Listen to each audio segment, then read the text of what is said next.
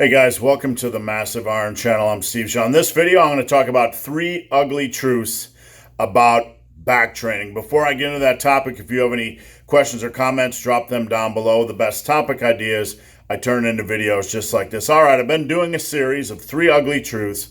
Today, I'm going to talk about 3 ugly truths about back training, about building a big, beefy back. The first one is, I got my little handy dandy note card here. The first ugly truth is you're not strong enough. And this is a really big issue. There's a lot of folks that are working their back that think they're doing pretty good. They think they're decent as far as strength standards are, but they don't really realize, because they haven't been around a lot of really strong guys, that they have so much more they could be doing with their back training. Specifically the rowing exercises, barbell rows, dumbbell rows, T-bar rows, that sort of thing.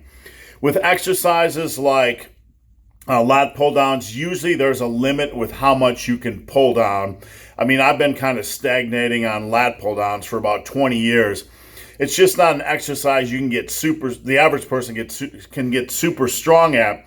But on movements like dumbbell rows, like barbell rows, like seated cable rows, like T-bar rows, you have the potential to get so much stronger than you are now. Back around 1997, I was at probably my strongest as far as my pressing movements. My bench press was close to about a 430. That's the strongest I've ever had it, at a body weight of about 270. My dumbbell overhead presses were 120s for 5.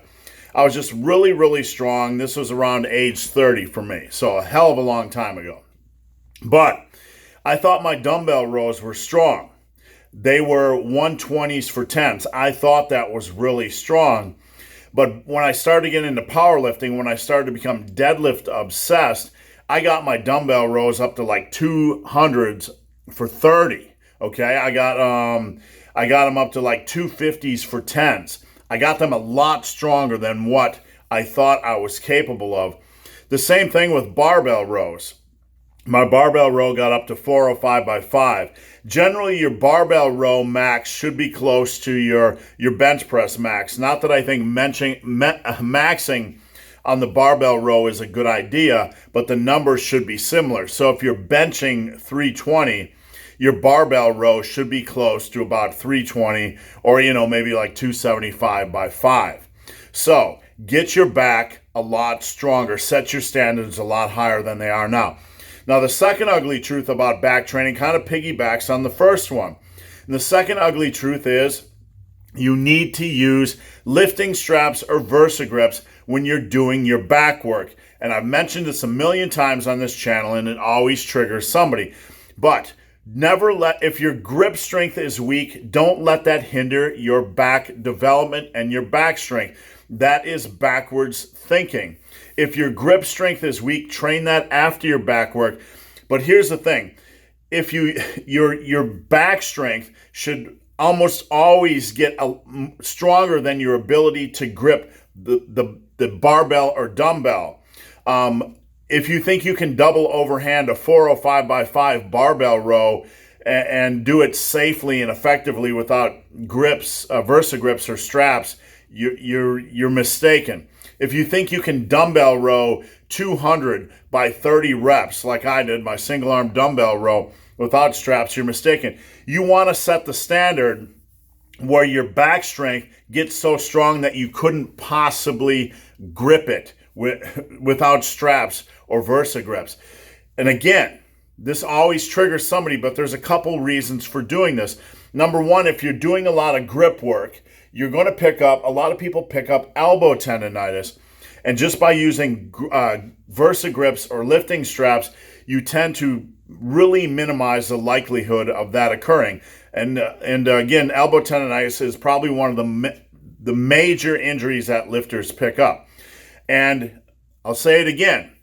If you're really worried about your grip strength, or your grip strength sucks, or if it really sucks, do grip work after you're done doing your back work. Don't let a shitty grip hold back your back strength development. All right, the third ugly truth about back workouts or back training is that you need more volume. There are a couple muscle groups that can take a lot more punishment, for me at least, than other muscle groups. I can do more back volume than I can do chest volume. I can do more tricep volume than I can do bicep volume. I can do more quad volume than I can do hamstring volume.